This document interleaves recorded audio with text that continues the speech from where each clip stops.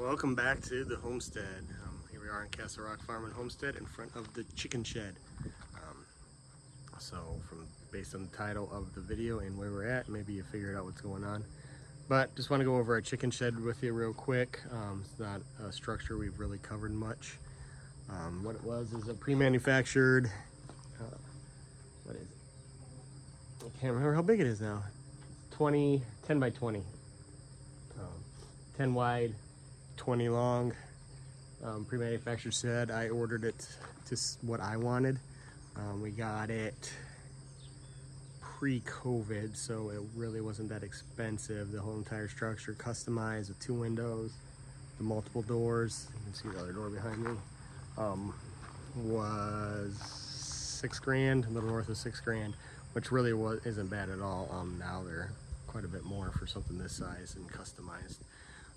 But what we got is, we'll see in a minute, I cut it in, well, not half, cut about 1/3 of it to the right here where the double doors are. That's where we keep our ATV, bikes, all that stuff.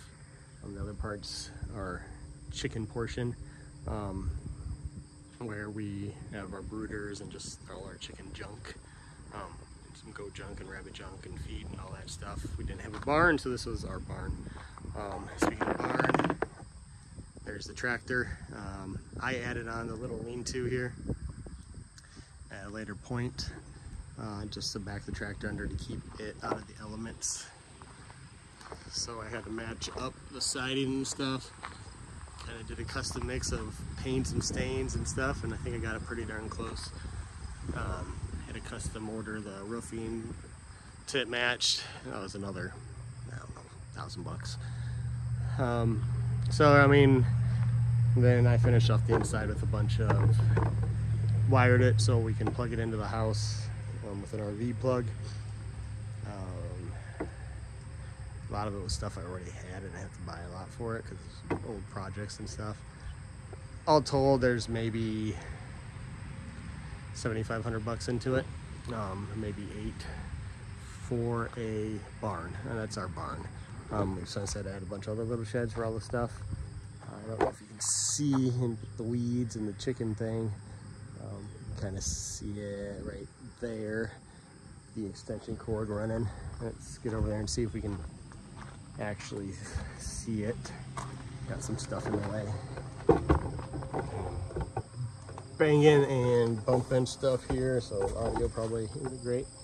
You can see right there, I wired in a RV plug on the outside, so we can just run that heavy gauge extension cord from the house and actually hardwired the inside. I'm not going to take you in the ATV portion. It's just a shed. Nothing special there. But let's go on in here and see what I did this time. Here we are in the shed. It's kind of hard to get a full picture.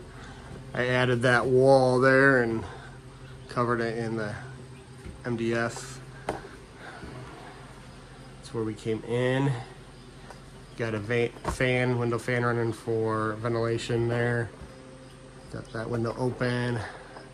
It had that bubble wrap stuff on the ceiling, but no insulation, so I insulated with the foam. I insulated all the walls with this foam. And then got all this particle board stuff from old job I had. They're getting rid of a bunch of shelving that had that, so I used that to finish off these walls. So yeah, you can see we got our chicken crates for processing when we take our birds in. I don't process my own birds because there's a place not too far from here. It charges like $2 a bird. So it's well worth my time and money. I'm not having to buy the equipment and I don't have to take the time to do them. Drop them off in the morning, go pick them up at lunch, even like 50 birds, and pay $100 to get them done. I think that's well worth my time. You may beg to differ, but for now, that is where we are at, working, both of us working full time and everything, kids and all that fun stuff. See all our chicken, sort of chicken stuff, heaters, heated waters for the winter, all of that.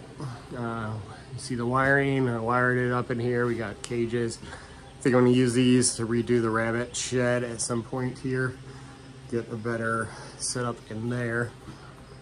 So yeah, what did I do? That's what I did. Cornish cross.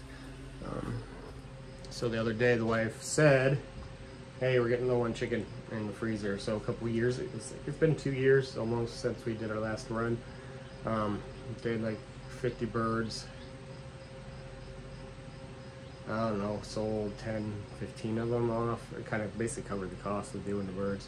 So we had like 35 left over from that. And then we still had some from our previous run, which was like 20.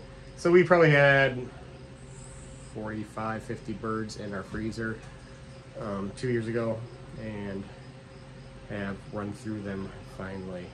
I didn't really want to do it this late in the year, but yesterday coming home from work when she said that, I figured, oh, I'll swing by Tractor Supply.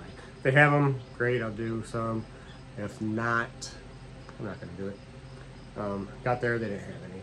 I was talking to an old coworker of mine while I was there who currently works there, and as I'm talking to him, one of the workers comes out and she's got a bunch of Cornish cross and puts them in. They just picked them up from the post office late in the day, and they've been sitting there all day, so I'm like, I'll come back tomorrow and see what's still going.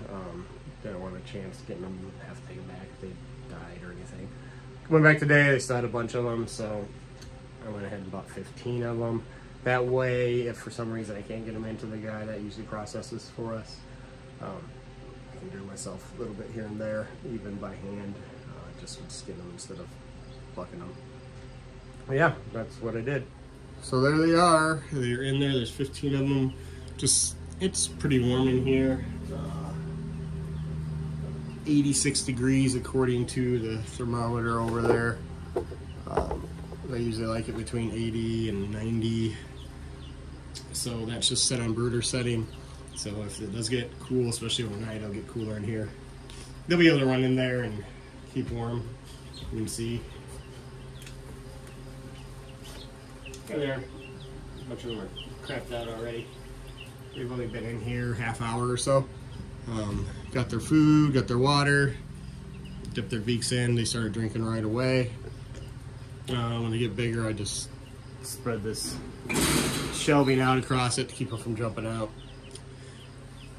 So yeah, that's it. This is our setup. We got the big brooder, we got a smaller one for like running Cornish cross and some layers at the same time. Dixon Country Dancing, that's my wife's lane dancing. That's old sign. I just recycled a bunch of stuff to build the brooders. So we can run Cornish cross in one and some layers in another if we happen to have them at the same time, which is why we have two, because it happened before.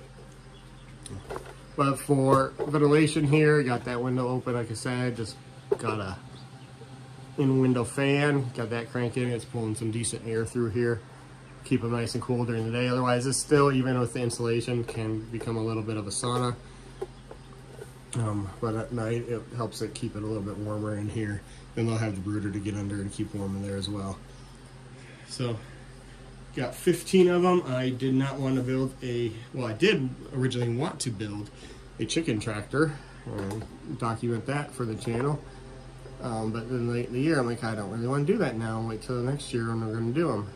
So I am deciding right now if I want to build a chicken tractor for these guys or experiment and maybe run them in one of the goat pens that we're not using, or get some of the poultry netting, run them that way to see if it does different. I'm not sure.